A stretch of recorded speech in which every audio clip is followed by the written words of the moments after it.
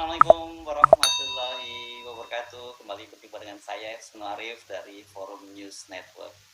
Pilpres tahun 2024 itu masih lumayan lama, masih jauh lah ya, masih 2,5 tahun lagi. Tapi mereka yang akan berlaga itu sudah mulai mematut-matut dan menjual diri. Ada yang punya tiket karena parpolnya ini punya suara lebih dari 20% atau minimal 20%. Ada yang berebut tiket. Ini kalau kita nyebut ini berarti yang pertama tadi adalah Puan Maharani, sementara yang berebut tiket ini antara Puan Maharani juga dengan Ganjar Pranowo, karena mereka ini berasal dari satu partai. Ada juga ya calon yang punya partai tapi nggak memenuhi syarat karena tidak sampai 20%.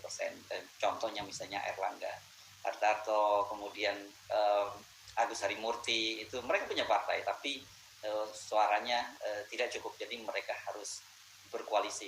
Nah, tapi ada juga nih calon-calon potensial yang sampai sekarang itu masih belum punya partai, namun publik berharap menjagokan mereka menjadi calon presiden. Siapa mereka ini? Tentu saja kita menyebut namanya adalah Gubernur DKI Jakarta Anies Baswedan dan juga mantan Panglima TNI Gatot Nurmantio. Oh, saya lupa tadi, ada satu calon lagi juga yang dia punya tiket tapi juga tidak mencukupi, harus koalisi, yakni Ketua Umum Partai Gerindra Prabowo Subianto. Ini sudah sudah bukan hat-trick lagi nih, dia pencalonan keempat nih, tapi kalau nyapres dia baru yang ketiga. Sebelumnya dia pernah menjadi calon wakil presiden tapi kalah juga, jadi tiga-tiganya kalah, dan ini yang terakhir dia akan mencoba lagi peruntungannya pada Pilpres 2024. Berkaitan dengan rencana atau berkaitan dengan Pilpres 2024 ini, kemarin malam Forum Profesor dan Dr. Insan Cita ini menggelar diskusi yang sangat menarik dengan topik Pilpres 2024 menyoal presidensial threshold 20%. Memang PT 20% inilah yang paling banyak digugat. Yang jadi pembicara sangat menarik ini. Pembicaranya antara lain Presidium Koalisi Aksi Menyelamatkan Indonesia, Jenderal TNI Purnawirawan Gatot Nurmantio, mantan Ketua Mahkamah Konstitusi Hamdan Zulfa, Ketua Komisi 2 DPR RI Doli Kurnia, dan kemudian pengajar hukum tata negara Profesor Susi Dwi Haryanti. Sementara penanggapnya itu ada Profesor politik dari LIPI, yakni Profesor Siti Jutro, Mbak Wiwi, dan sambutannya juga Profesor Didi Rahimi. Ini namanya juga Forum Profesor Doktor. Jadi yang bicara ini rata-rata memang bergelar Profesor dan Doktor. Dan saya kira inilah yang seringkali bersama Bung Rocky Gerung kita dorong, bahwa para calon presiden itu hendaknya itu tampil dalam forum-forum semacam ini, sehingga kemudian publik itu bisa menangkap gagasannya. Jadi seorang calon presiden tidak hanya modalnya popularitas dan elektabilitas, tapi ketika dia kemudian menjadi presiden dia zong ya, karena ternyata nggak punya modal, nggak modal kualitas maupun kapasitas. Ini itu saja sangat berbahaya. Mengapa presidensial threshold ini paling banyak mendapat sorotan? Karena banyak menyoroti bahwa dengan adanya pembatasan 20% ini, presidensial threshold kursi minimal 20% di DPR RI dan perolehan suara nasional 25% itu membuat membuat rakyat Indonesia tidak mendapatkan calon yang terbaik. Karena tadi dibatasi, dan yang menentukan itu mereka yang mulai bisa mendapatkan tiket adalah para pemilik pimpinan-pimpinan partai. Dan kemudian kita tahu di belakang para partai ini berkeliaran, yang mengatur di ruang-ruang gelap adalah para pemilik modal yang kita sebut sebagai kemudian taipan oligarki saja. Jadi hanya partai-partai tertentu saja yang bisa menyalonkan, dan orang-orang tertentu saja yang bisa dicalonkan. Akibatnya seperti kita sudah alami pada Pilpres 2019 kemarin, rakyat itu pilihannya terbatas, hanya dua, yakni pilih Prabowo, kita nyebutnya presidennya saja ya, pilih Prabowo atau Jokowi. Nah, pada waktu itu pasti orang banyak kebingungan gitu, karena kalau mereka tidak menginginkan Jokowi, mereka terpaksa memilih Prabowo. Sebaliknya kalau mereka tidak ingin Prabowo, mereka terpaksa memilih Jokowi. Nggak ada pilihan lain. Inilah akibat dari presidensial threshold 20%. Akhirnya kita yang bisa merasakannya ya, terjadi pembelahan yang sangat dalam, dan kita itu hidup dalam saling curigaan. Yang lebih berbahaya lagi dengan presidensial threshold 20% ini, membuat para oligarki bisa memaksakan hanya calon-calon pilihan mereka saja yang bisa maju. Nah, publik, rakyat hanya dipilih, mau milih A atau B, itu saja pilihannya. Kita nggak punya alternatif lain. Jadi kita hanya semacam menjadi stempel dari pilihan para oligarki ini untuk memilih seorang presiden. Kan berat sekali kalau situasinya semacam itu. Diskusinya sendiri cukup panjang, tapi saya akan pilihkan salah satu pembicara, yakni Jenderal TNI Gatot Nurmantio. Kenapa saya pilihkan Jenderal TNI Gatot Nurmantio? Karena tadi saya sebut walaupun dia tidak punya partai, dia adalah salah satu kandidat yang potensial, sangat potensial dan banyak digadang-gadang untuk maju jadi sebagai calon presiden. Jadi sekarang ada mulai mengenal Pak Gatot tuh pemikirannya bagaimana, dan kira-kira kalau Indonesia ini nanti di bawah Gatot Nurmantio akan menjadi seperti apa. Ini penting, karena itu saya ajak Anda untuk menyimak apa yang disampaikan oleh Pak Gatot Nurmantio. Apa kabar, Prof? Alhamdulillah baik, Pak Jenderal. Ya, apa kabar demokrasi? gloomy. Baik, sebelum kita menilai sistem demokrasi sampaikan lagi, maka sebaiknya kita melihat dulu realitas hari ini sebagai hasil dari penerapan sistem demokrasi hari ini, di mana sama-sama kita ketahui bahwa batang tubuh Undang-Undang Dasar 1945 memuat bentuk negara Republik Indonesia dan sistem pemerintahan negara dengan pembagian kekuasaan, yaitu trias politika yang mengatur peran dan kedudukan eksekutif, legislatif, dan yudikatif. Ini hanya untuk memperjelas apa yang dikatakan oleh Profesor Si tadi. Dalam hal ini, keberadaan MPR menjadi unik karena merupakan perpaduan antara nilai-nilai lokal dengan demokrasi ala barat. Tampaknya founding father dan modern ini, daripada dikoreksi sama Prof. Siti lagi. Meskipun banyak yang belajar di Eropa, tetapi tidak secara mentah-mentah mengadopsi sistem pemerintahan Eropa, melainkan memadukan dengan watak dan karakter demokrasi original yang dijalankan masyarakat di seluruh Nusantara ini, yaitu musyawarah mufakat sebagaimana tertuang dalam sila keempat Pancasila yang berbunyi kerakyatan yang dipimpin oleh hikmat kebijaksanaan dalam permusyawaratan perwakilan. Dalam hal ini, demokrasi ala Indonesia harus juga dilihat dari sisi efisiensi dan efektivitas sistem politik dan pemerintahan dalam mencapai tujuan bernegara sesuai amanah konstitusi tentunya.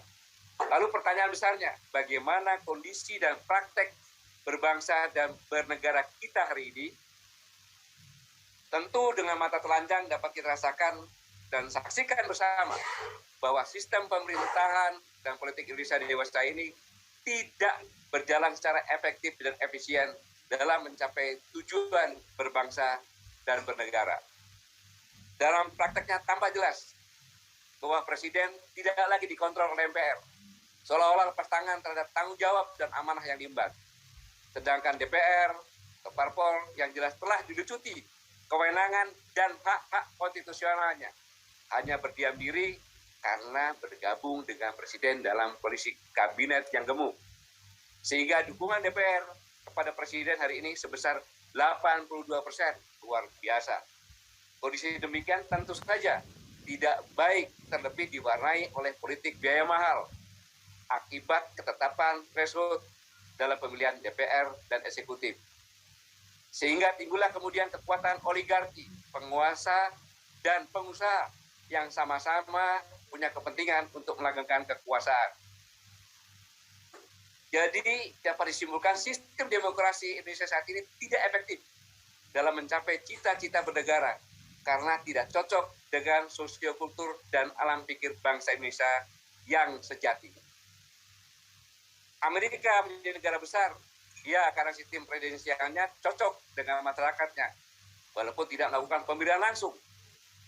Inggris dan Jepang menjadi negara kuat juga karena sistem parlementer-nya cocok dengan kondisi masyarakatnya, walaupun negara monarki.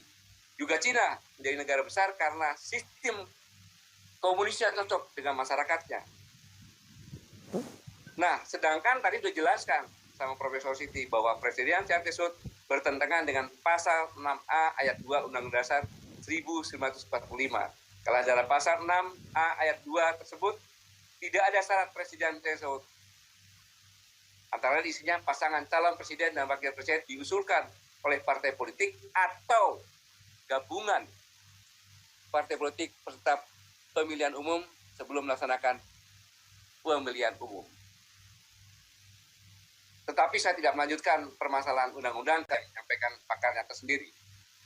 Tapi sebenarnya presidensial threshold yang 20% ini menjadi karpet merah. Mudahnya oligarki predator membiayai politik elektoral untuk mendapatkan dukungan. Saya ulangi, untuk mendapatkan dukungan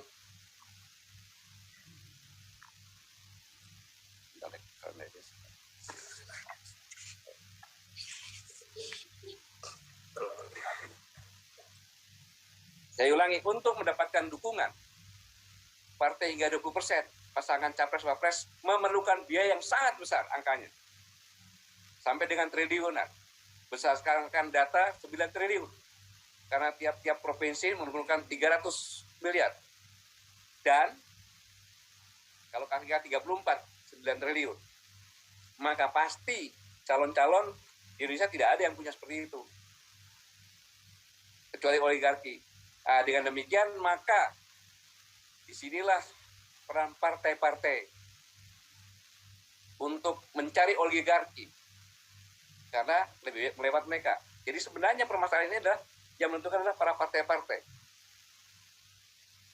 Dengan demikian parahnya jika oligarki ini sangat predatoris sehingga nasional interest, kepentingan nasional dan kepentingan rakyat seringkali diabaikan.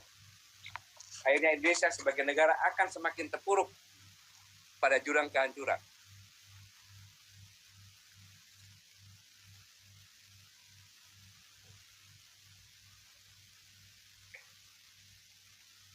Selanjutnya, yang saya katakan apa kabar demokrasi? Mari kita cek, apakah demokrasi ini di Indonesia benar-benar berfungsi. Kita lihat bahwa apakah Indonesia benar-benar berdemokrasi dengan benar. Ternyata skor indeks demokrasi Indonesia hanya mencapai 6,30%. Masih merah rapotnya. Kemudian apakah demokrasi benar mengangkat harkat martabat hak asasi manusia di Indonesia? Rapotnya masih merah, hanya 2,9%.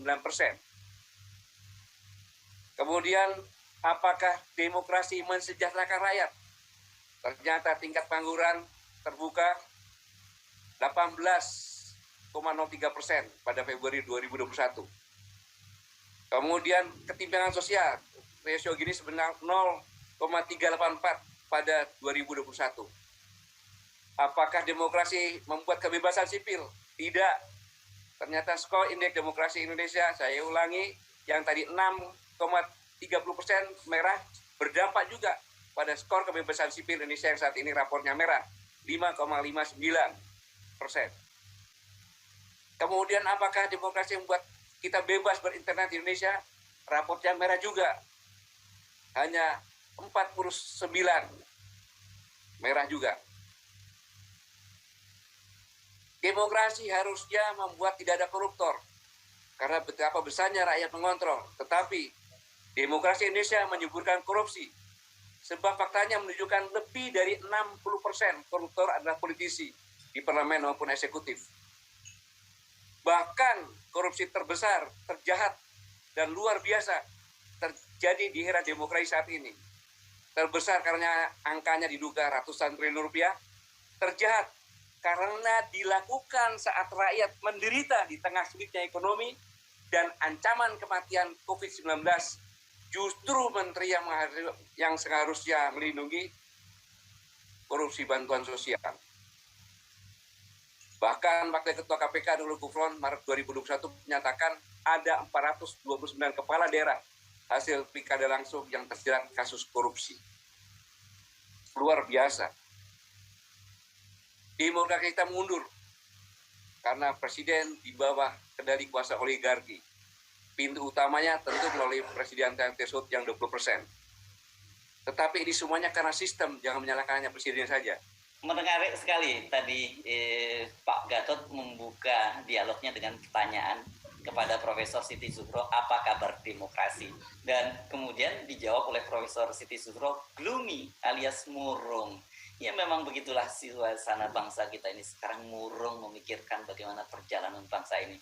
Apa penyebabnya? Yaitu tadi, salah satu penyebabnya adalah presidensial threshold 20%.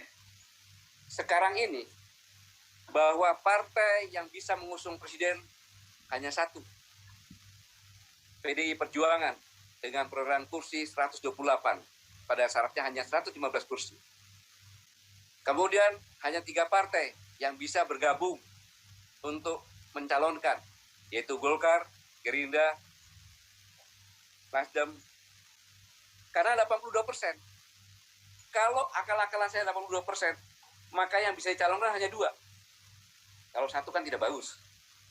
2, karena untuk PKS dan Demokrat yang 54 kursi dan 50 nggak cukup.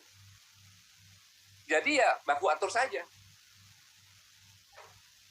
Bayangkan inilah yang terjadi, jadi pembelahan sosial semakin hari semakin tinggi dan tidak dipelihara untuk persatuan, justru makin dipilah lagi.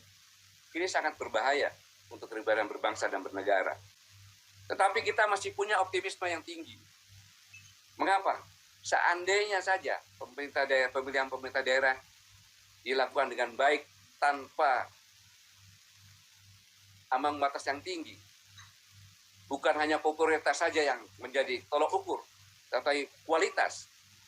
Seandainya ada saja 350 bupati wali kota yang hebat-hebat, maka pasti bangsa ini akan hebat juga. Tetapi kalau begini-begini saja, ini sangat berbahaya. Pertanyaannya, apakah kita akan terus mempertahankan model demokrasi yang buruk ini? Lalu demokrasi apa yang sesungguhnya kita butuhkan untuk membuat Indonesia maju dan demokratis? Seperti Prof. Siti bilang, mari kita merenung tentang demokrasi kita sebagaimana yang dirumuskan oleh para pendiri bangsa itu.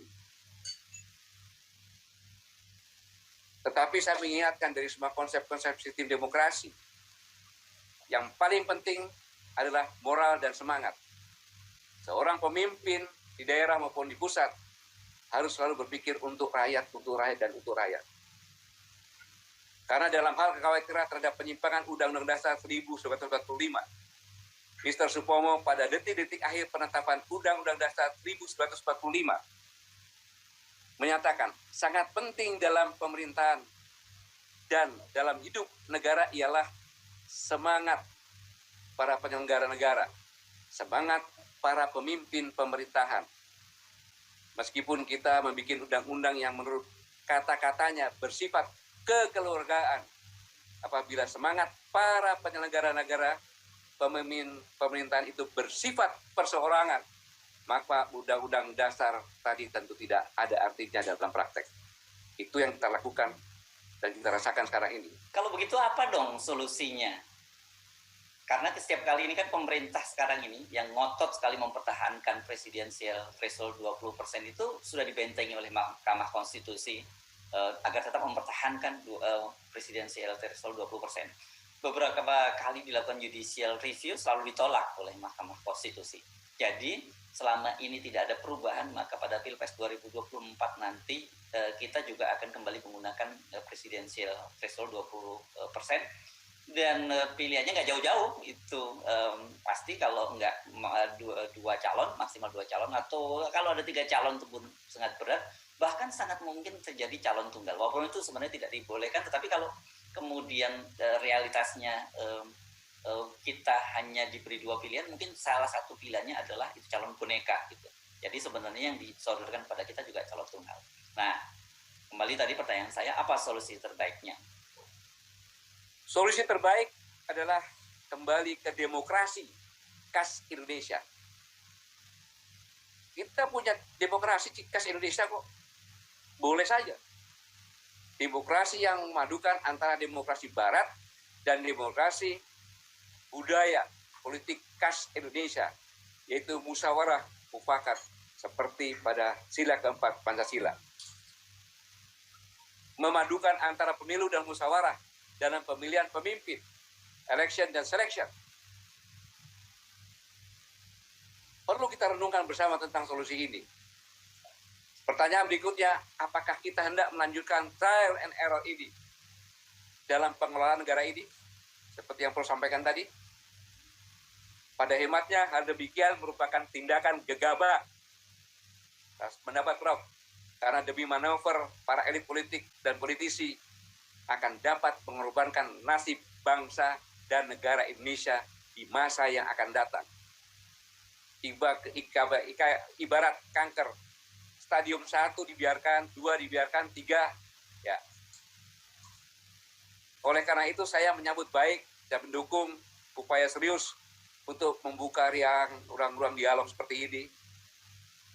Dan semoga bisa mencari jalan terbaik untuk menyelamatkan negara dan bangsa. Pada kesempatan ini saya ingin mengingatkan, ada 3 negara yang sangat luar biasa saat didirikan berpegang teguh dan dilandasi oleh suatu tujuan yang sangat besar dan mulia. Ketiga negara tersebut adalah yang pertama Amerika Serikat, di mana di deklarasi 1776 beserta dinamika undang-undangnya tentunya yang mencari yang tepat berhaluan liberalisme dan kapitalis telah menjadi negara adidaya di dunia. Yang kedua, Uni Republik Sosialis Soviet didirikan 1922 berhaluan sosialisme komunis, tetapi akibat terlibat persaingan persenjataan dan ekonomi rancang lemah akhirnya bubar atau hanya bertahan 69 tahun. Yang ketiga, Negara Kesatuan Republik Indonesia yang diproklamasikan 17 Agustus 1945. Kebangsaan dan nasionalisme Indonesia. Mungkin ini yang harus kita renungkan betul. Kita kembali ke demokrasi khas Indonesia yang tadi disampaikan. Demokrasi yang memadukan antara pemikiran demokrasi Barat dan khas Indonesia. Kalau tidak ikut-ikutan seperti Soviet nantinya. Ya, yang saya katakan mungkin kita harus kembali mengevaluasi dialog agar kita benar-benar memiliki demokrasi yang khas, demokrasi yang sesuai dengan kondisi terkini Indonesia. Dan dengan demikian, maka memadukan antara pemilu dan musyawarah dalam memilih pemimpin. Karena ini sangat menentukan. Kita berdagang saja, ada prakualifikasi, ada melihat bagaimana kemampuan teknis perusahaan yang akan tender, kemudian bagaimana apakah pernah mendapatkan kontrak yang sama, bagaimana organisasinya, bagaimana teknisnya, bagaimana kemampuan mengkoordinasikannya. Setelah itu lulus baru masalah komersialnya.